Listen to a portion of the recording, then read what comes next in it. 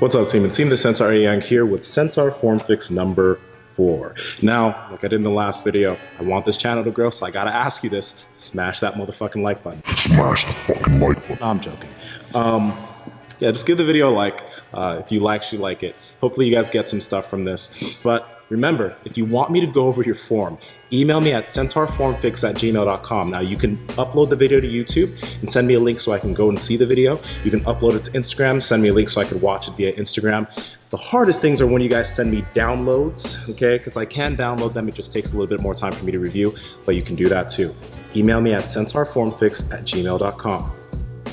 Let's get right into it.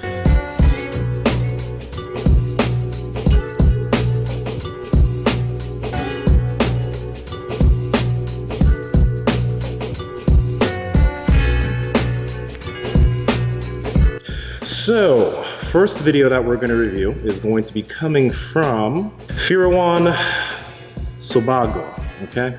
I'm sorry, man, we both have difficult names. All right, yeah, so on your deadlift, my friend, when I was watching, what I noticed is that you do a really good job of getting yourself into a great position for your, I believe this is actually, yeah, a good position in your sumo deadlift. But what's happening is this, you're coming down, and then when you initiate your pull, you kind of get hitched forward a little bit.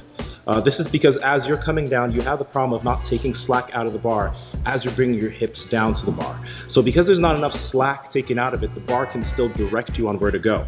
If you watch the video I made about slack, I talked about it. If you take all the slack out of the bar, then you can actually have yourself initiate the pull without your body moving. But if you don't take enough slack out, that slack that is still in the bar is going to move you out of position, like the example that I'm showing you right now. So what you want to do is, like I mentioned the 4-part deadlift video that I just made, the 4-part deadlift, grab the bar, use your arms to bring your hips down to the bar, take all the slack out, then drive your hips forward. That's going to be one of the big things that's going to help your deadlift out quite a bit. Now, yeah, I watched your squat. Now, for your squat, I've mentioned this in the video in the past. A lot of lifters really like using Olympic lifting shoes. I was one of those lifters who, like, I thought that the only way for me to be able to hit depth on a squat was to buy some ollie lifting shoes and to squat. And yes, it made it easier because it got rid of the amount of dorsiflexion necessary, or the ankle mobility needed to get down to the bottom of the squat. But what you have going on is when you go down, you kind of get hitched forward because of the heels. And also, if you watch your heels are slightly coming off the ground, which is a big reason why I suggest that people use flats, because number one, you can feel the floor much better, and you'll feel sometimes when your heels are coming off the ground. But also number two, it makes it easier, at least for the low bar squat, to be able to initiate the squat more with your hips, okay? So I would suggest potentially maybe think about using flats, because that might help you be able to squat more in the long run. Initially, it's going to feel difficult, and initially you're going to have to be able to increase the amount of ankle mobility you have. Remember, I made a video about ankle mobility here. That's going to help you a lot with that. But flats are going to also help you to be able to learn how to really initiate the squat initiation with your hips going down into the hole. Because remember, the squat should be a hip-driven movement with quadricep and hamstring activation, but you should be able to learn how to use your hips doing that movement.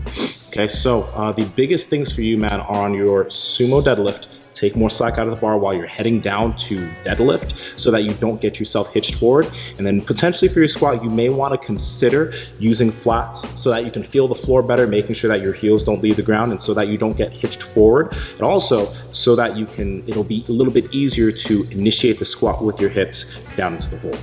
Brandon Bean. Okay, Brandon, so your video. First off, I gotta commend you. From what the angle of this video, what it looks like is you may have long femurs. I don't know, but that's kind of what it looks like, because when you go into the hole, what's happening is your torso is crumpling. Okay, you have a little bit of torso crumple, then your hips come down and you kind of go forward into the knees, then you come back up, and then you come up.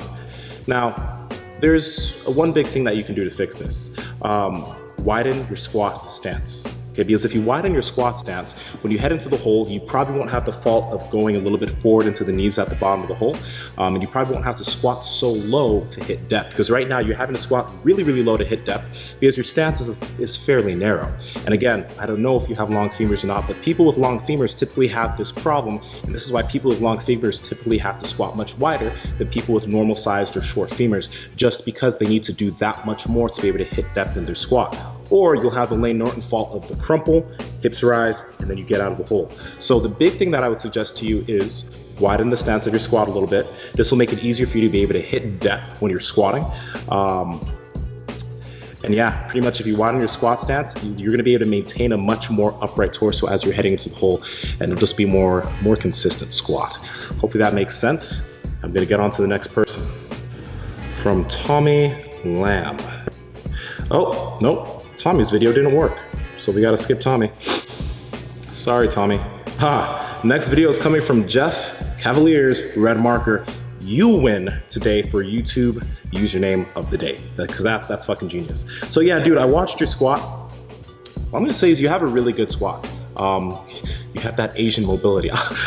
Sorry, I didn't want to say that, but you do, you got that Asian mobility. So what I would suggest, okay, and this isn't necessarily a form thing, but this is just for your prolonging your training career, your hype, you know what I mean, your real hype. Calm down a little bit. I know this is a max attempt for you, and you know, typically for max attempts, sometimes we got to get ourselves hyped, but calm down a little bit, because when you were unracking the bar, there was a lot of, you know, knee shifting there, a lot of unnecessary movement that we didn't need to happen. Just bring it down a little bit. And then number two, there are considerations here, because with the way you're squatting, it's not necessarily bad, but let's say you want to do a powerlifting meet in the future, you would definitely get 3 white lights for depth. Okay, you would hit your depth, but you're going really low, unnecessary low, at least if you're doing powerlifting. So a suggestion for you would be potentially utilize your hips a little bit more as you're heading to the hole. Because as you're squatting, your hips are going kind of straight down into the hole, and you hit a lot of depth, which again, cool. Astrograph squats are cool, but in the idea of competition, you might be able to squat a little bit more if you limit that depth, and kind of bring your hips back a little bit more as you're heading to the hole. It's a bit more technical, right? But because you're not hitting as low of a squat, there's less force that you need to produce coming out of the hole to maintain that position. You did a great job with your squat though. When you're coming out of the hole, you maintained your torso position. The butt wink wasn't a problem. A lot of people look at things like this, they're like, oh, he had butt wink. Butt wink isn't that much of an issue, especially when you're going really low. It's when we see like a major pelvic shift, and there really wasn't that much going on here. But other than that, like I would say, if you do want to do a competition in terms of powerlifting, learn how to limit that squat depth. But other than that, your squat looked good. Christian Salamanca. Okay, so Christian, you sent me, I believe, the conventional deadlift, and you sent me your sumo deadlift. Okay, now Christian, what I need you to work on is this. Okay, when you're deadlifting, your first rep, you were pretty good on your conventional deadlift.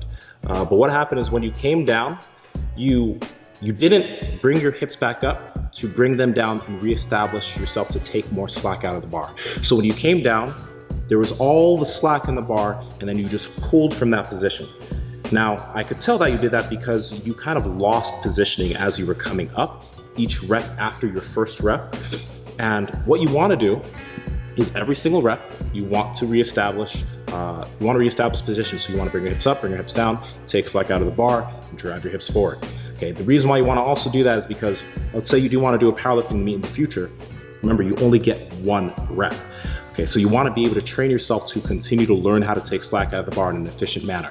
Same thing happened with your sumo deadlift, and I was able to see it much more with your sumo deadlift because I don't think maybe you're as good at sumo deadlifting. So on your first rep, I think you came down to the bar. It looked like a pretty good rep, but then when you brought the bar back down, you started from a low hip position and you just tried pulling from that position. And I saw that instantaneous jerk, okay, the thing that we don't want to see. So remember, when you're sumo deadlifting also, bring the bar back down after your first rep, bring your hips up, bring your hips back down to take all the slack out of the bar and drive your hips forward, okay?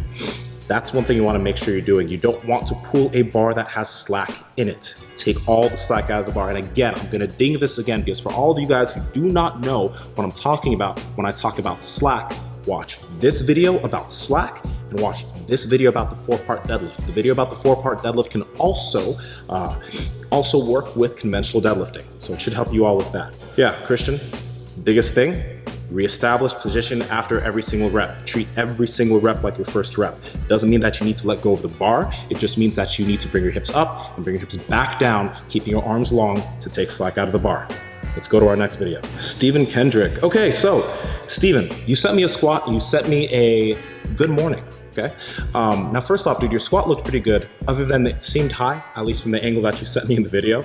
And since it's a high-looking squat, I just say, go a little bit lower. Now, I don't know if you have an issue hitting depth in your squat. If that's an issue, a blanket idea is maybe to just potentially widen your stance in your squat or do a little bit of hip mobility work. But from this angle, I wasn't able to necessarily see if you were or weren't hitting depth. I can just tell you, though, that you were on the cusp. Okay, so either you were just right there hitting depth or you were just a little bit high. But the squat didn't look horrible. You maintained your torso position. It looked decent. The big problem I saw was your stiff leg, not your stiff leg deadlift, your good morning. Now, with the good morning that you were doing, what was happening was you were treating it almost like the initiation of a squat. So you were kind of coming forward and your hips were kind of coming back and down. Okay, but with the good morning, you want your hips to come straight back. Okay, you want to bend your torso, and you're gonna be feeling this a lot in the hamstrings. So you, like with the way that you were good morning, or you were good morning-ing, I don't know if that's a word. With the way you were doing that, I could do that with maybe 315, 360, 370. That's not a real good morning. That's just kind of a half squat, okay?